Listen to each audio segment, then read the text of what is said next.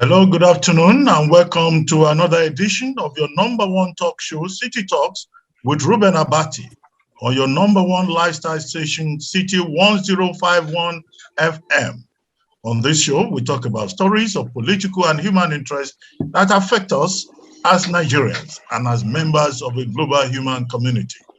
Today, we'll be discussing the Lagos State White Paper on the panel of inquiry into the Endsars protests of October 2020 and cases of police brutality.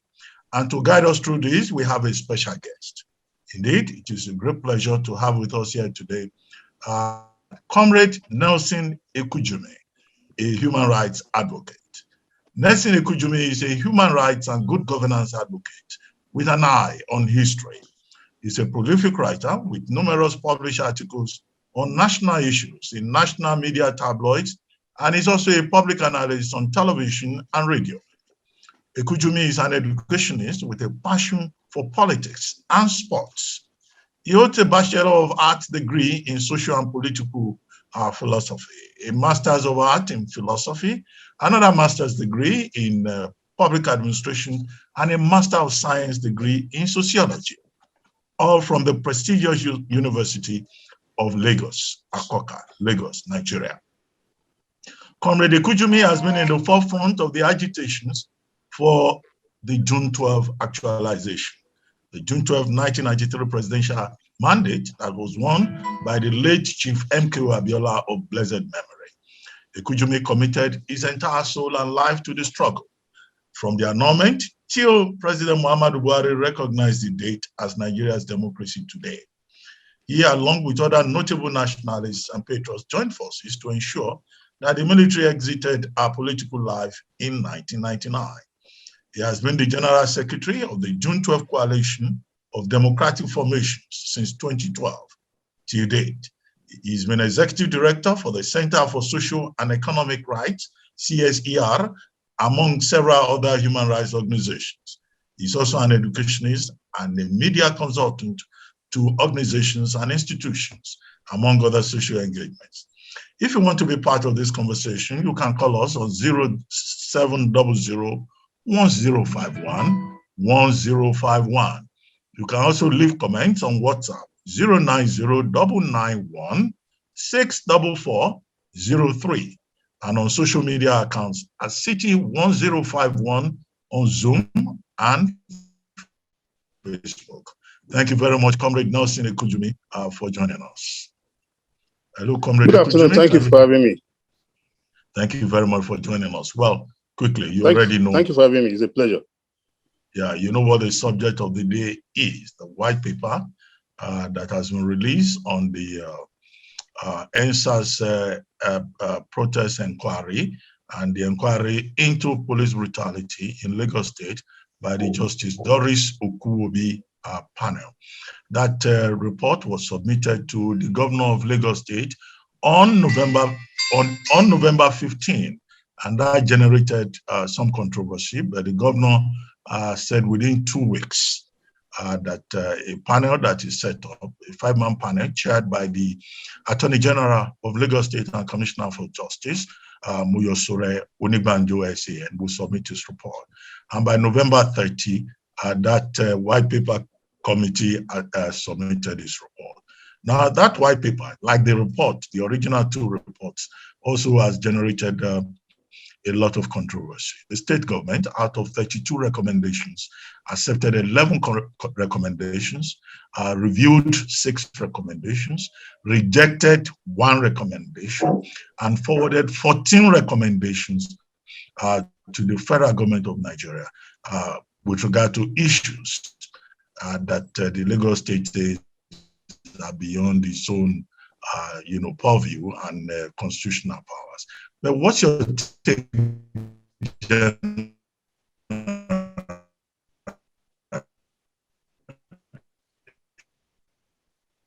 first about the report? Hello, comrade, did you hear me? Hello, I'm with you. I just heard the last part. Hello. Yes. Hello. I want your reaction to all of that. Yes. Hello. Okay, Please go ahead. first and foremost, I must make it very clear here that I was an observer at the judicial panel from October 2020 to October 18 or 19, 2021. So I was an active participant at the judicial panel for 1 full year. So I can report authoritatively on the proceedings of the panel. When the report of the panel leaked, and I saw the findings of the panel, among other things, I was aghast that these findings are not in tandem with the proceedings. These findings are not based on evidences and facts adduced before the panel. In the findings, I find it very worrisome that findings of a judicial panel that you expect that should be based on facts and evidence was premised on hearsays. I have very vivid accounts, remembrance of 2 key issues. I remember the case of Nathaniel Solomon, who said his junior brother, Solomon Abuta, was killed at the Lekki toll gate. In the report, I find his name among, in the findings, I find his name among the deceased. And that tells you clearly that something was wrong with that judicial panel report and findings. Are they saying that somebody who testified before the panel in 2021, he testified in September, if I'm correct, September, October, and the panel now in its finding described him as one of the people who died at the toll gate on October 2020. So I asked myself, was it that this man died on October 2020 and resurrected a year later to come and give testimony at the panel? Also, you look at the story regarding the death of his brother. This was a petitioner whose story was not corroborated by any iota of evidence. So for me, that report of the panel was one of shock. It was one of surprise because it was inconsistent with the facts and evidences adduced by the petitioners. It was inconsistent with the facts and evidences adduced by experts. Don't forget, the panel summoned a forensic pathologist from the Lagos State University Teaching Hospital, LASUT, Ikeja, and he gave his testimony, which the panel regarded and described as credible. There was also the independent investigator, forensic investigator by the panel, that the panel itself independently engaged. And that analyst came to the panel and told the panel, we viewed the CCTV, we viewed the footages that the panel submitted, as well as the bullets casing submitted by the military. And he gave an expert opinion on those evidences that, one, the bullets that were fired in the CCTV footages, that those bullets are not consistent with live bullets, that they are blank rounds. He also made mention of the fact that they surveyed the environment.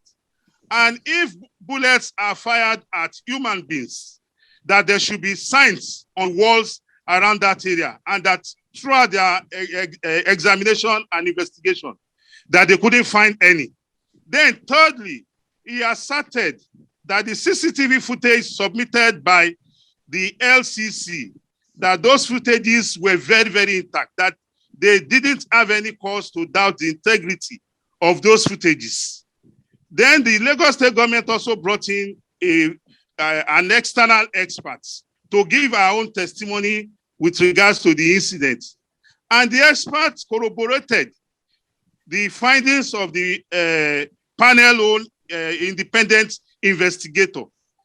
So by and large, when you see all these facts before a panel, and at the end of the day, even without any fact to corroborate that somebody died at the panel, at the Lekki toll gate, there was no evidence of photo, there was no evidence of a video, there was no evidence of medical history, there was no autopsy reports, there was no police reports, and all people are saying, oh, we were told, where's the body of your brother that you claim was killed at the Lekki toll gate?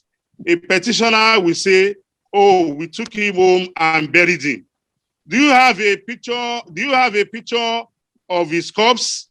apart from the one you have shown us here, the petitioner will say no. Do you have a police report? Petitioner says no. Do you have a medical report that you took him to the hospital to certify him dead? The petitioner will say no. Do you have an autopsy on the cause of death? Petitioner will also say no. So I wonder if in the face of all these evidences not produced, how one can arrive at the fact that somebody was killed. Then I also want to quickly run to the issue of the DPO of Maroko police station, who was alleged to have led policemen to the scene after the army had left. It was claimed that the DPO of Maroko police station was wearing white jalabia. And when the petitioners were asked if they know the DPO, they claimed no. They were then asked that if they have a photo evidence to show the DPO in white jalabia, bearing arms with his men, they said no. They were also asked again, do you have video evidence to corroborate? They said no, they don't have video evidence. Then the council then asked again, how then do you come about this submission that the man who was wearing white jalabia was the DPO? The petitioner said, people living in the shanties told us so. And lo and behold, the panel summoned the DPO of Maroko police station. He honored the panel summons. And he explained that he was nowhere near the toll gate on the 20th and 21st. He also made it clear that white jalabia is not part of the police uniform. He gave a vivid account of police uniform, the one they wear for operations, the one they wear for administrative purposes. And the man now said, even if, for us to look at it logically, that it doesn't even make sense when you are going for operation and you put on a white jalabia, that if anything happens, how will he be able to escape for his life if there's crisis? Lo and behold, nobody from even the shanties whom the petitioners claim told them was called to come and testify to debunk the DPO's statements. And what do we find in the findings? That the DPO arbitrarily shooting and killing of protesters. And again, the question that came to my mind, please, can we have the names of those that were killed directly by the DPO and his men? If the DPO really killed X, A, B, C, D. But that was not in the panel. And like the white paper rightly said, the panel arrived at conclusions without premise. Names just came up.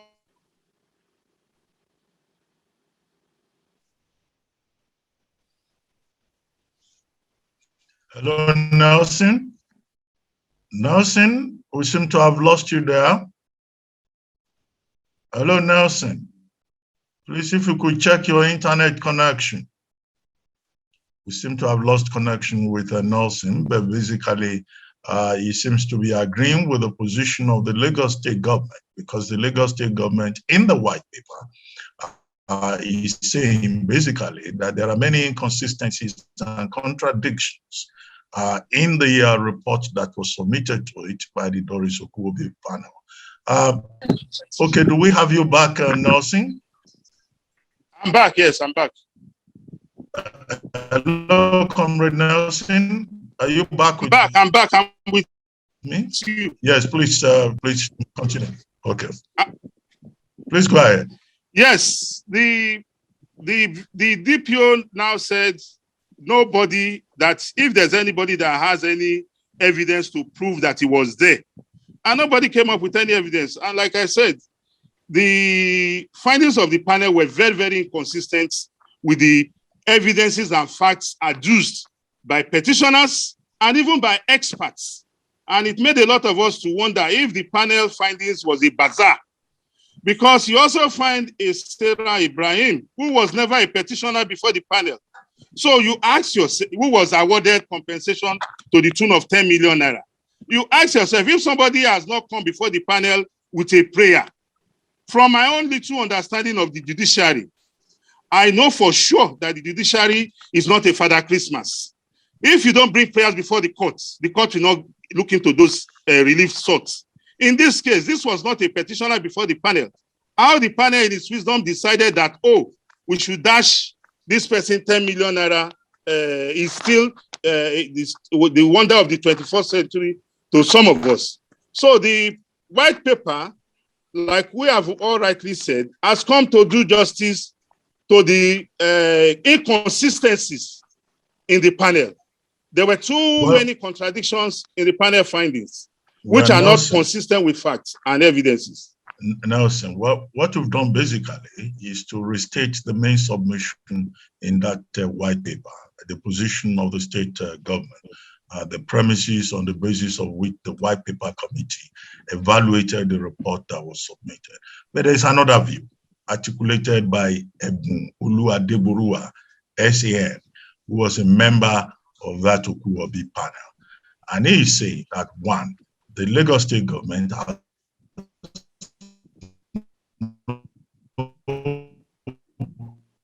powers whatsoever to edit the recommendations. Second, errors, maybe computer errors. And third, he says that, look,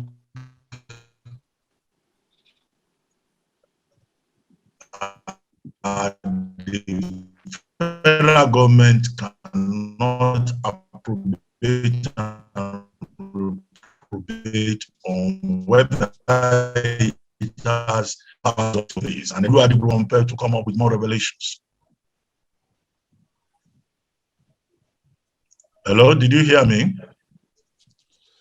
Well, please, can you quickly come again? No, I was talking about the reaction of Ebun Oluwadeburua SAN, who is saying that the state government is not in a position, has no powers to either accept or reject recommendations of the panel.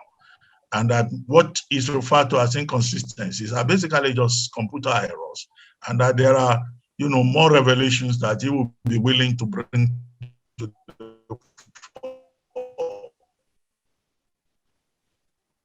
Yes, thank you very much. I am sure if Mr. Ebun Oluwadeburua is conversant with the laws, the law setting up the panel is derived from the Constitution, and that law is entrusted in the Lagos State panel, in the Lagos State government, and that law empowers the state governments, to review the panel's findings and reports with a white paper. Don't forget, the panel report is not an end in itself, or the white paper. It's a means to an end. If Mr. Ebun Oluwadeburua has any quarrel with the findings of the panel's report, as well as the white paper released by the government, he has the option of going to court. But in this case, I wouldn't know if he has a right to go to court as a member of the panel. But he can also talk to petitioners. In that case, that, look, we have had cases in this country where panels have sat, government have issued white paper on the panel report, and people have taken the panel to court, and the court gave a judgment on it. I also recollect that even at the panel, there were some cases that had already been decided in court, and people still came to the panel with petitions on those cases. And when counsels from the other side intimated the panel that, look, this case that this petitioner has brought before you has already been decided by a court of competent jurisdiction. In looking at the evidences, the panel threw out those petitions and said that the panel cannot assume appellate jurisdiction over a court of competent a court of law. And that is what is at play in this case. If Mr. Ebun Oluwadeburua has his facts, it is for him to go to court to challenge the white paper or to challenge the legality of the white paper. As a son, I believe that is the most appropriate thing to do, and not to continue to, go to the media and do his media trial or media appearances there. Well, let's talk about other people apart from Ebun Oluwadeburua. The governor of Lagos State, Babajide Sanwo-Olu, talked about peace walk, and he specifically invited some civil society activists, including Folane Falana, popularly known as FALS, and Rino Duola and others, to join him on a peace walk to provide closure to what happened on October 20, 2020 at the Lekki toll gate. And move the state forward along the path of peace and progress, rejected that invitation. Later on, some like Segun Awosanya and students of the Lagos State University agreed to work with the state governor, telling him that he will not work alone, like the Liverpool team. So they are saying basically that justice has not been done, that the Lagos state government should do justice first. But you are saying the white paper already does justice, whereas it rejects the main observation of the panel, that there was a massacre in context at the Lekki. What do you say to that? Hello? Well, what I have to say to that is that Hello? the judicial panel. Hello, I can hear you. Can you hear me? Can you hear me?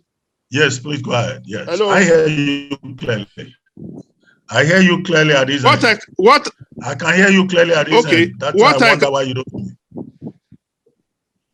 What I can say is that the call for peace by the governor is to all Lagosians. As I'm speaking to you, I'm speaking on the panel report as an active observer at the panel. I witnessed the panel proceedings, so I'm competent enough to speak on the findings. And I even have my writings jotted down. And there are videos to corroborate my position on this. And like I said earlier on, the white paper released by the government is not an end in itself. It's a means to an end. Any person who is aggrieved has the option of going to court. On the call for a peace walk, those who are saying that they are not in tune with that call, well, it is their rights. I cannot begrudge them. But we must make them realize that you cannot continue to listen to yourself. If you have a position and there's a counter position, it now behoves on you to explore all that means that the Constitution has made available. And it means that the Constitution has made available is for you to go to court. For some of us, we have decided that we'll work with the governor, including myself and my organization. I have friends who lost their cars in the mayhem that trailed the Endsars protest. I have persons who lost their loved ones, those that I know and those that I don't know. And some of them have said, look, we have to put this, sad chapter behind us. Some have been compensated at the panel, but some, because of the circumstances through which the incident happened, they have decided to accept their fate. And if these aggrieved persons are saying, look, we have been injured, but because the governor has appealed to us as the leader of the state to let bygones be bygones, that in whatever way we are going to assuage your pains, I don't think that is a call that should be ignored by any right-thinking person.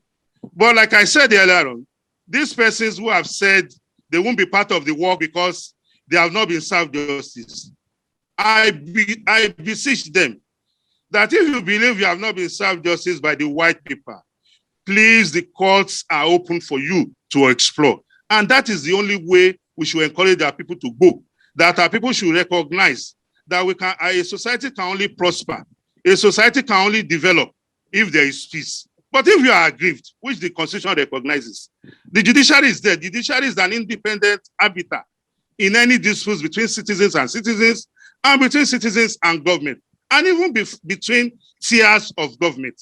The judiciary has come into the matter and done justice. So in this case, if anybody is still holding on to the panel findings that is in tune with our own mindset, and the white paper has come and said, look, these findings is not consistent with the evidences and facts, and these findings cannot stand. If you know the white paper has not done justice to your position, please approach the courts. Okay, Comrade Nelson, what should come first?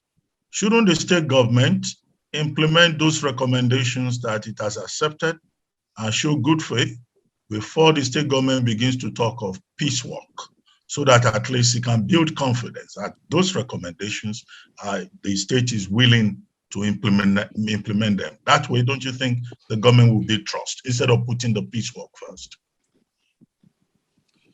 Well, the truth of the matter is that even the panel members themselves admitted that as members of the panel, there was no interference, that the government showed good faith and trust in the ability to do their job independently. That is building trust. And don't forget, the recommendations in the panel are not recommendations that you can implement in a jiffy. The government has promised to implement those within its purview constitutionally. And those that are beyond it, it has referred them to the appropriate authority. It behoves on us to give the government the benefit of doubt.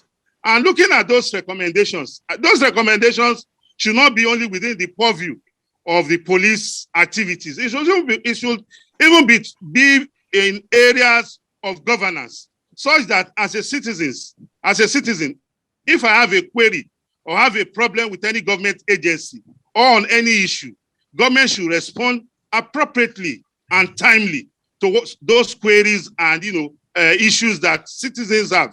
In that way, we'll be building trust. But like I said earlier on, those recommendations are not recommendations that can be implemented within a week. But we can use the piecework to start to talk to ourselves. And in that way, we'll build that trust. Because if you are not close to somebody, if you are not in constant engagement, dialogue with a person, building trust will be very difficult. We know for free that if there's anything that is in deficit in our society today, it is trust. Even between husband and wife, there's lack of trust. Not to talk of citizens and government. A lot of us that complain about the lack of trust between citizens and government, I also asked them.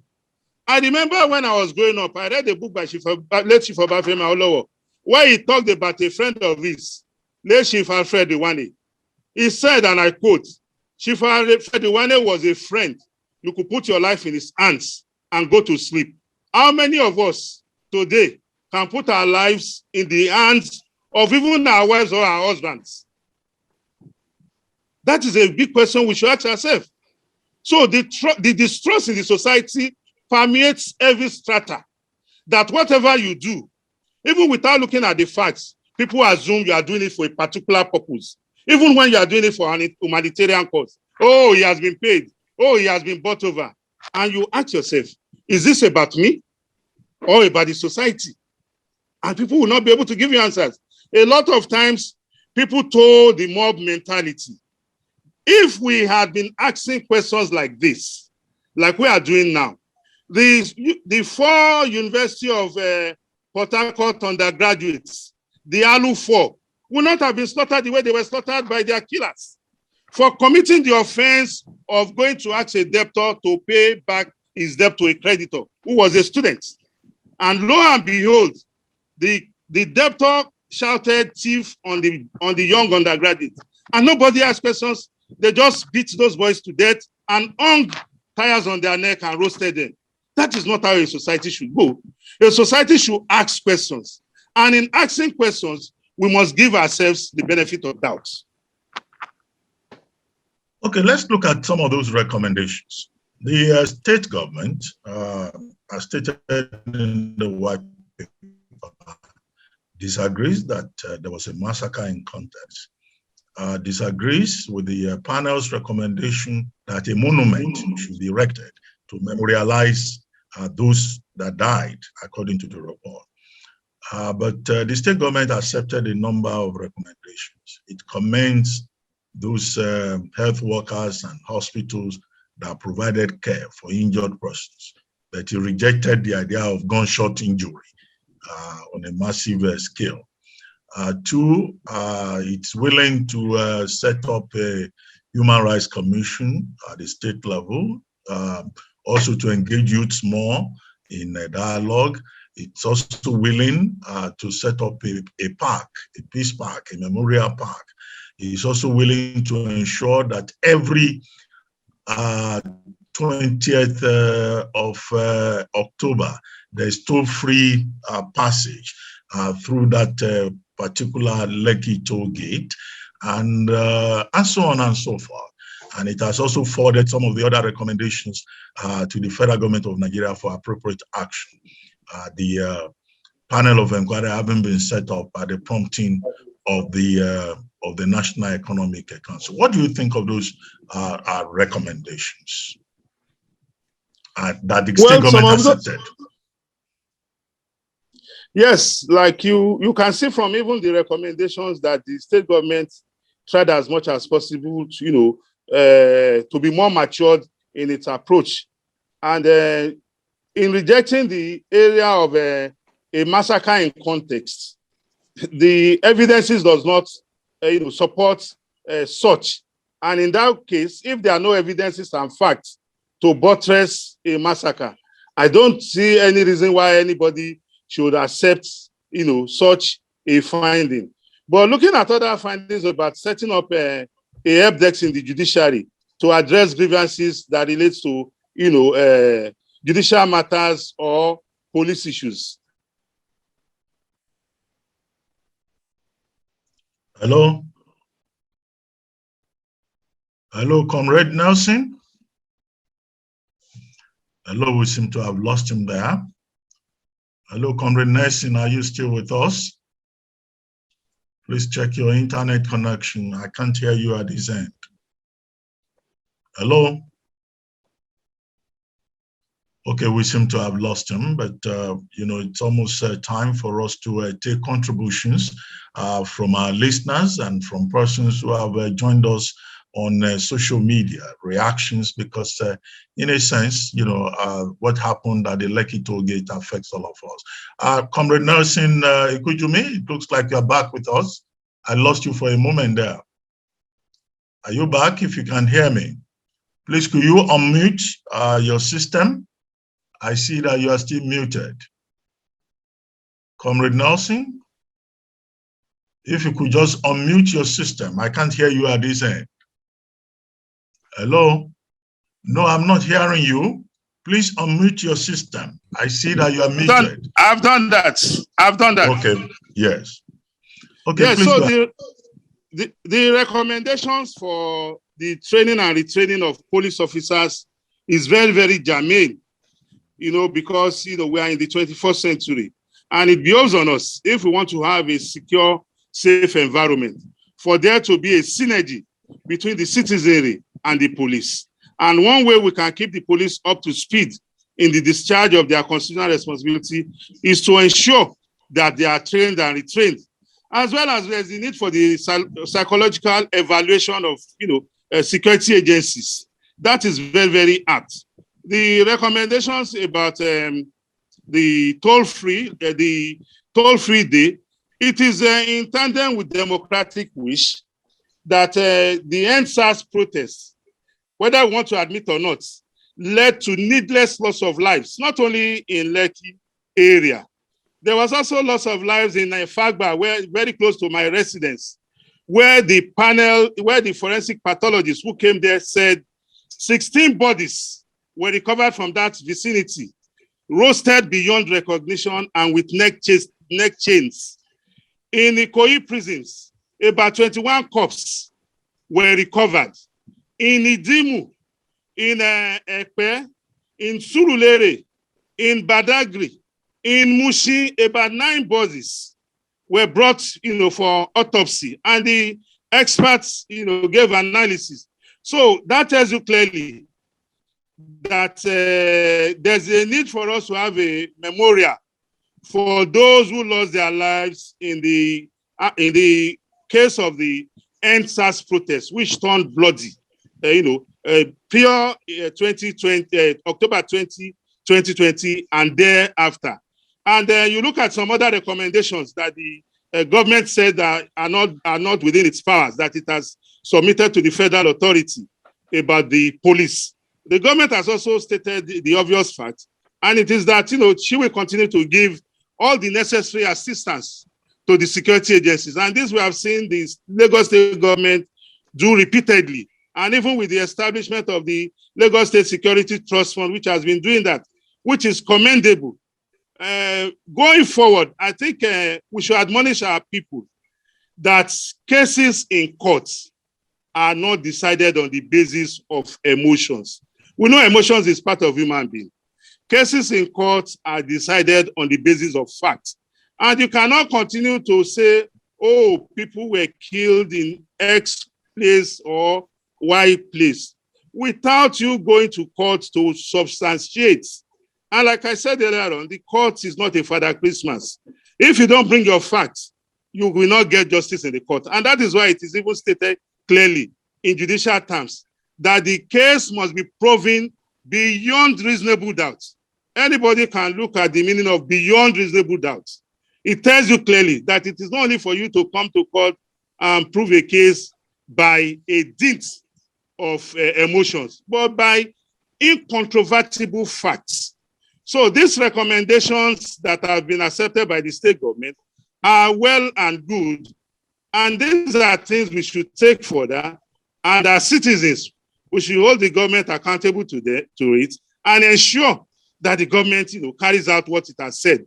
In that way, our society will be the better for it.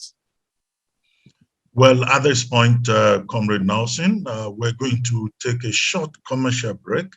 And after that break, we will allow persons who have been listening to us and those who have joined us on social media to also make their own observations, make contributions, and possibly ask you questions so that our conversation can be more interactive. We'll take that short. Hello, good morning. Hello. Hello. Yeah, hello. Yeah, good afternoon. Good afternoon. Hello, good afternoon. Hello. Yeah, hello, good afternoon. Mr. Reuben Abati. Yes, good afternoon. If you are just joining us, the number to call is 0700-1051-1051. And you can also join us on social media at City1051 FM. Okay, your name, your location, and then please your contribution. I'm calling. Yes, for me, I think you're just the job. Because I don't know why he said that nobody died. I don't know why he defended the government. Many people lost their lives, and these are human beings. Anybody can take that step, but who is the victim? So there's no way to take side with the government.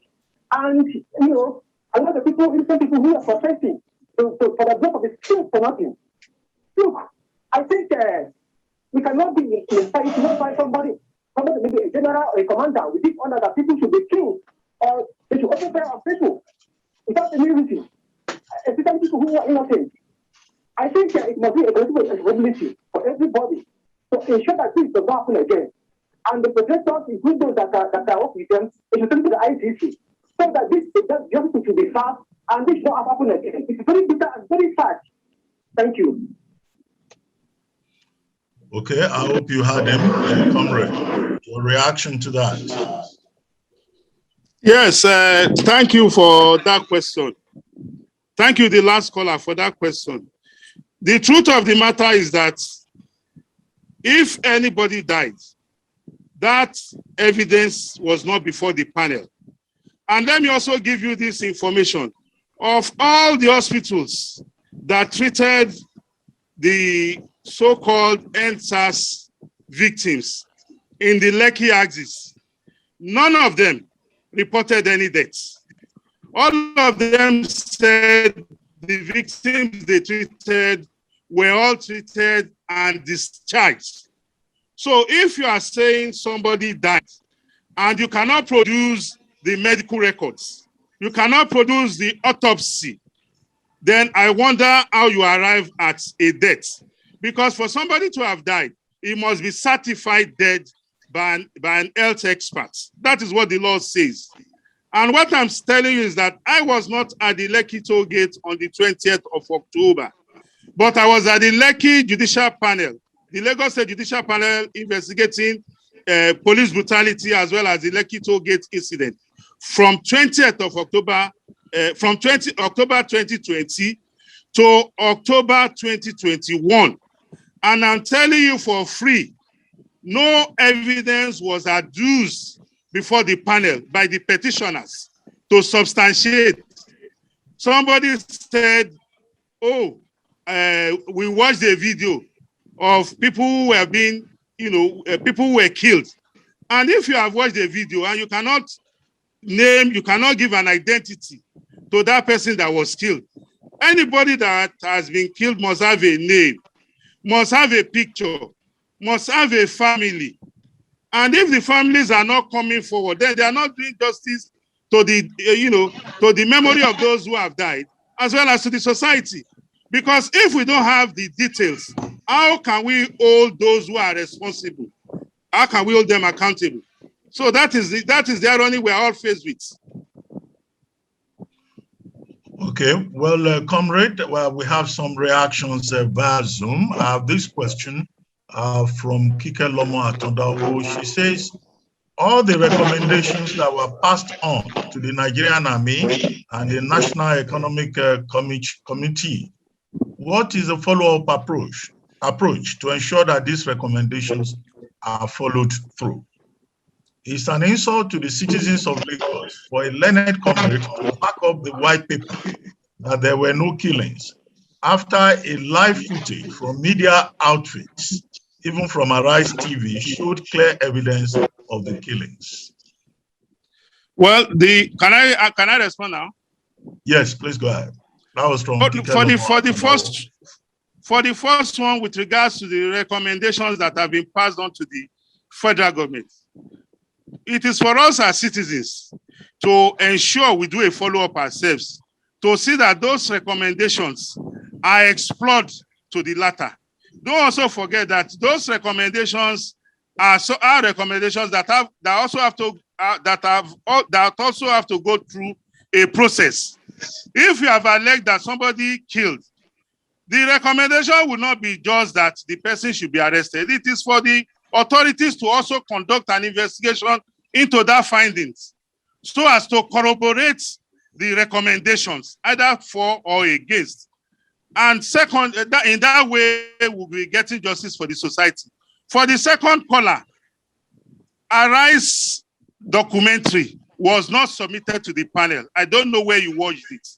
But if Arise documentary was submitted, those documentary or video will be subjected to interrogation. And I can tell you for free that a lot of evidences that were submitted, and when they came under interrogation, those evidences collapsed. That is the essence of cross-examination. If you come up with a story, the other side of the divide, we ask you basic questions.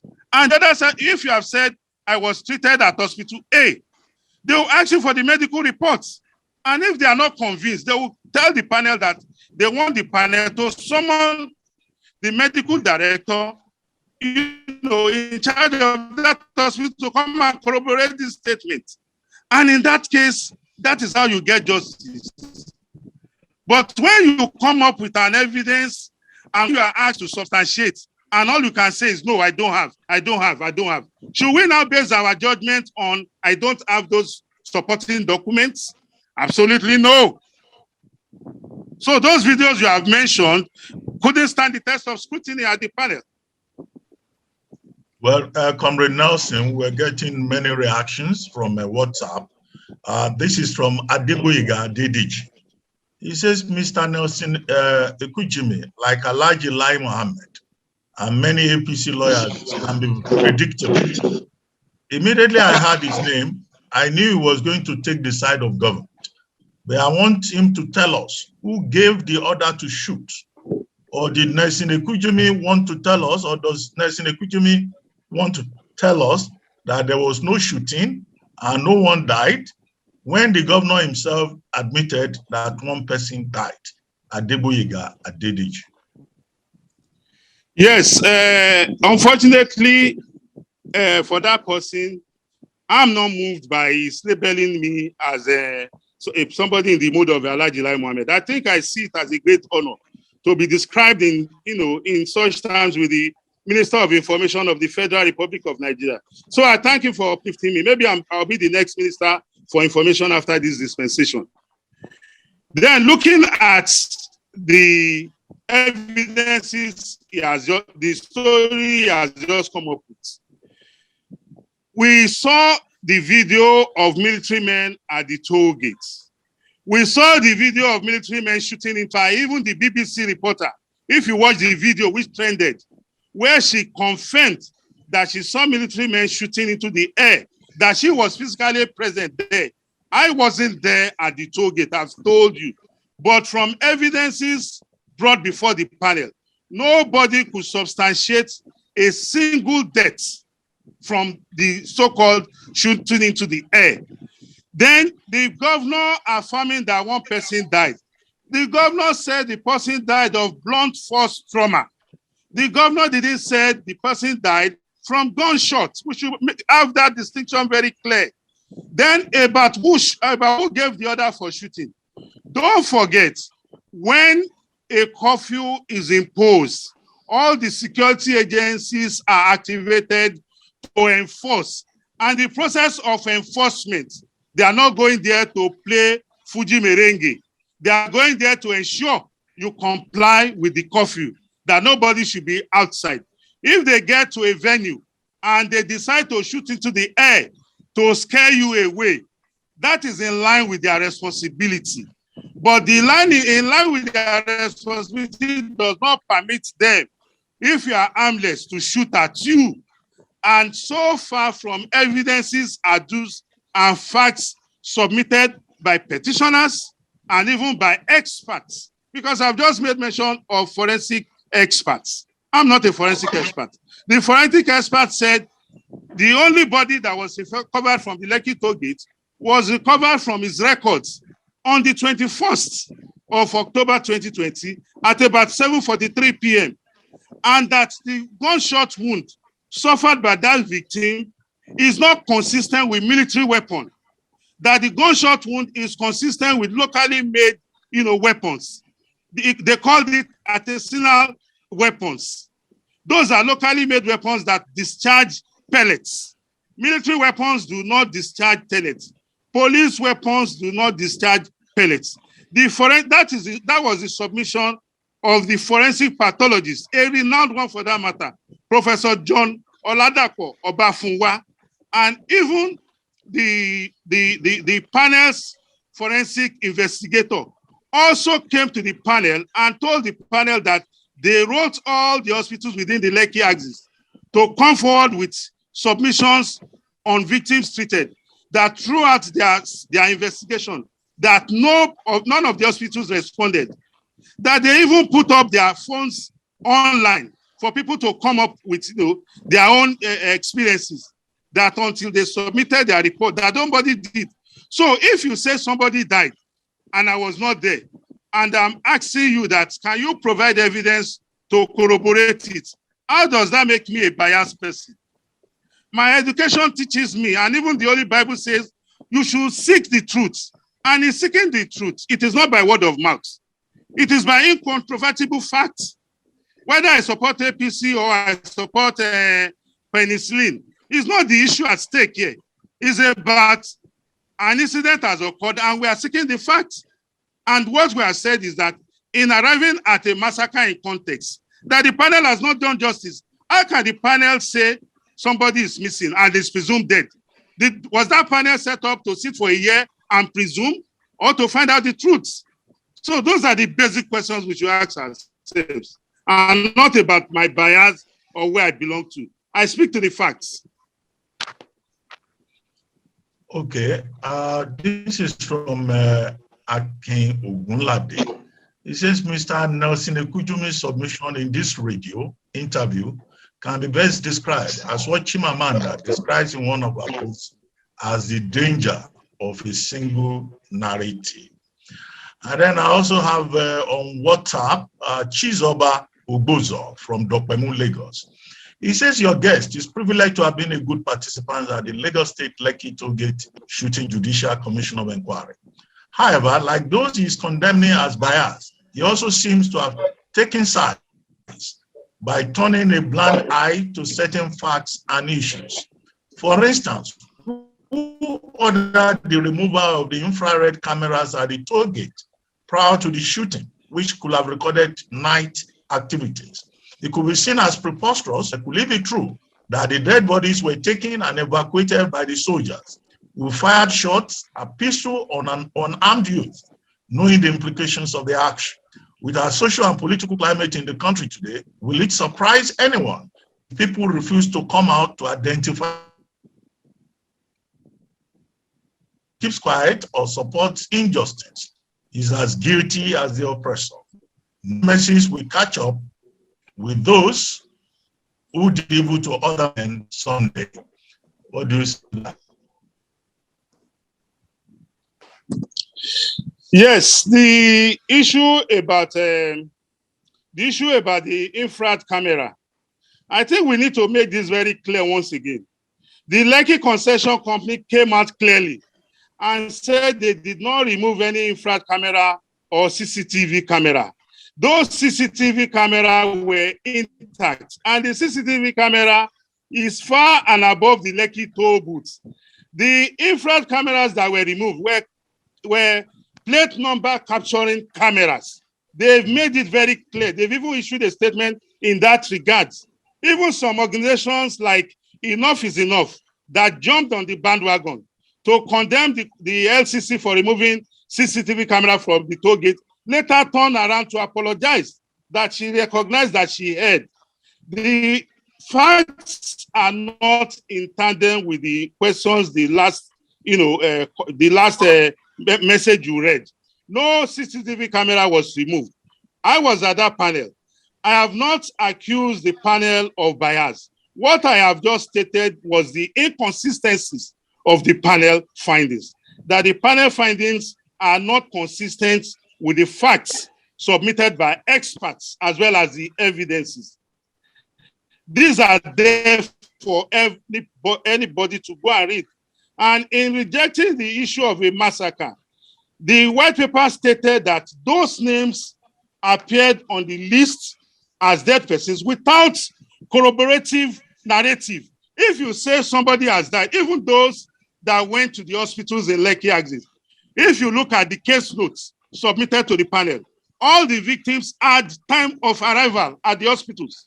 In this case, if you have said Mr. A died at Lekki toll gates, you must be able to identify his name, the cause of death. How did he die at Lekki toll gate? Was he shot or was he knifed? So in this case, persons that were described as having died there could not supply the needed evidences to convince even the experts that the panel engaged, to investigate it, because even the panel members themselves are not forensic experts. They themselves came out and engaged a forensic expert to do an analysis of the environment. And the expert even told the whole world that they even surveyed the environment and there were no gunshots on the walls. Don't forget, the Lekki toll gate does not exist in isolation at people. There's the likelihood of a bullet hitting somebody and then lodging in the wall of a building. You have seen it in homes that are attacked by armed robbers or even banks. You see gunshots everywhere on the wall. But in this case, some persons are alleging that people were shot at, but the evidences does not substantiate it. And that is what we are saying. In anything we do, we should be focused on facts and the truth. And that is exactly what I have done. So if anybody is still in dispute about the white paper report on the panel findings, like I said earlier on, the courts are open. Let us encourage such persons to go to court, such that the court will also do justice to the matter. On that I stand. Okay, well, let's see whether we have another caller on the line. We've been relying largely on Zoom and WhatsApp messages and also reactions on social media. Do we have another caller on the line out there? Good afternoon. This is Ola calling from Mojo. Please, could you turn down the volume of your radio so that we can hear you clearly? My radio is not on at all. Okay, please go ahead. The first question I'll ask is that your guest, when they checked the video, that the guns are on fire with black guns. If the guns are on fire with black guns, then why would they think they were fired from the air? If they were actually firing guns straight and it was black guns. Two, why is it trying to cover everything up with just one thing or the other? Why is he not actually checking the real facts and actually trying to actually see the truth in front of him and just trying to cover everything up with just one thing or the other? Because when he's trying to defend himself, he shows he knows what he's talking about is actually like, because he's actually trying to defend himself, trying to prove the point that he's not actually there. Good afternoon. Well, over to you, Comrade Nelson. Yes, you said why were blank shots fired? It's not blank guns, sorry.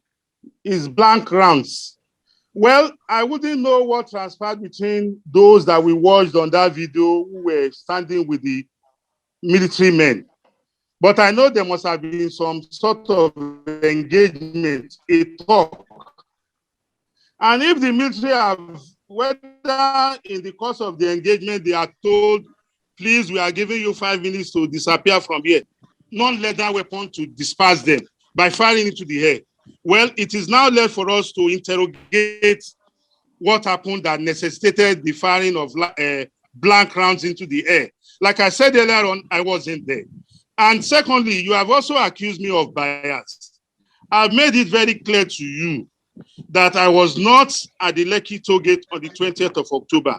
What I relied on for my own judgment as a keen observer was that I went to the panel with an open mind and I listened to both sides of the divide. Let me give you a vivid example very quickly. Nathaniel Solomon said his junior brother, Abuta Solomon, was killed. He said he was informed at about 9 p.m. He said he got to the toll gate at about 9 p.m. thereabout, that he saw the corpse of his brother lying on the ground. And when he was asked by the counsel, when he was being cross-examined, he produced a picture of the young man lying on the ground. The counsel now stated that when you made your deposition on this petition, was the case still fresh in your mind? He said yes, immediately after the incident happened. The counsel now said, why didn't you state in your deposition that you have a photograph of your late brother? He couldn't provide an answer. The counsel now said, okay, where your brother is lying, was that where you saw his corpse? He said yes. The counsel now asked him that, where is this location? He said the Lekki toll booth. The counsel now said, do you know the location of the Lekki toll booth? He said yes. The counsel now said the Lekki toll booth is concrete floors. He said, but your brother is lying within grasses. He said, where is this so? There are no grasses at the toll booth. The petitioner changed the story and said the body was found in the shanties behind Oriental's hotel. Don't also forget that there was an attempt to attack Oriental hotels. And from even at the panel, that was where we got to know that the attackers were repelled by security men providing security for VIPs lodged in the hotel. One wouldn't know what transpired there. But when the petitioner, Solomon, was asked, where is the corpse of your brother? Solomon said, we have taken him to the village in Adamawa. He said the village is the same village with a former chief of defense staff, Admiral Alex Bade. He was now asked that, do you have a police report? The petitioner said no. Do you have a medical report? He said no. Do you have an autopsy on the cause of death? He said he doesn't have. Tell me, my brothers and sisters, if somebody has said my brother died and you are asking him for evidence for you to be established what must have killed the brother, is one asking too much or is one being biased? If you say my brother was shot and I'm asking you that which hospital was he treated, and you are telling me I should not ask you that, why should I ask you where he was treated? How will I be able to have a conviction that really your brother was shot? Because if your brother was shot, by the hospital treatment, the type of bullet that will be recovered will determine whether that bullet is consistent with security agencies' weapons or weapons from locally made guns being handled by non-state actors. So if I'm asking these persons and the panel in its wisdom asked these questions and persons could not provide it, and still the panel went ahead to arrive at a finding justifying that, oh, this person truly died based on the statement of just one person. No evidence to substantiate. I don't know what set of justice that would be. If any society goes that line, then that society is in trouble. Well, as we begin to wrap up this conversation, Nelson, let me ask you my final question. What lessons do you think we can all take from this experience? And how can, whatever lessons we have learned constitute the beginning of reform at various levels, governance reforms, police reforms, security reforms? What are those key lessons for you? Well, the key lessons for me is that the lack of accountability in governance is what brought us here. When people get into public office and they are not accountable to the people, not accountable in the sense of lack of engagement. When people are aggrieved, there are no mechanisms to quickly seek redress. That is what has brought us here. Like I said earlier on, the mechanism for change or for reformation should not only be with the security agencies. Even if I want to build a house and I've bought a land, there must be mechanism for me to quickly interface with state agencies and get results, not until I go there physically. When I issue queries, there must be a mechanism for response. Then also, we must admonish the society that no society is built or developed based on self-help. When the protesters started the agitations, a lot of us were on the same page with them.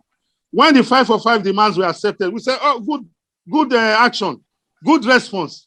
But lo and behold, the protesters said, no, we don't trust the government. When the government even said, bring your representatives, let us dialogue with them. They said, no, we don't have any representative because we don't trust anybody. I wonder how any society can develop without trust, without benefit of doubt. The wife that I married today, that has borne me children, I don't know her from Adam. I met her in the course of my journey of life. It was because of trust that I spoke to her, and we agreed to be living together even till date. So we must recognize that a society can only prosper if we recognize that civility is the bedrock of humanity. That as angry as we are, as aggrieved as we are, we must also always seek civilized means of, addressing our grievances. That people must stop listening to only themselves. You must learn to listen to the other side. Like we say, justice is a two-way sword. Justice for the victim and justice for the society. You can't say you are aggrieved and you want justice only yourself at the expense of the society. Or else we'll be returning to this to the Obesian state of nature, which will do us all no good. So we have a lot of going further is for the government at all levels to engage properly with the citizen and respond appropriately and timely to citizens' queries, to citizens' agitation, and also for the citizens in making the agitations to recognize that those that they are talking to on the other side of the divide are also human beings that also need to be given the time to respond and to learn to give them the benefit of doubt. We must learn to build the trust between ourselves gradually. That is the only way our society can move forward. If we continue in this atmosphere of absolute distrust, then I'm afraid our humanity is endangered. Well, on that note, I'd like to thank you very much, Comrade Nelson Ekujumi, for taking time out to join us today on City Talks with Reuben Abati. According those who joined us on Zoom, Facebook, and other social media platforms. Remember, the conversation does not end here. You can reach out to me on my social media account at Abati1990, or also on Instagram and at CT1051 on all social media accounts. For those of you who tuned in late, well, no need to worry. You can visit YouTube page CT1051. City Talks with Reuben Abati.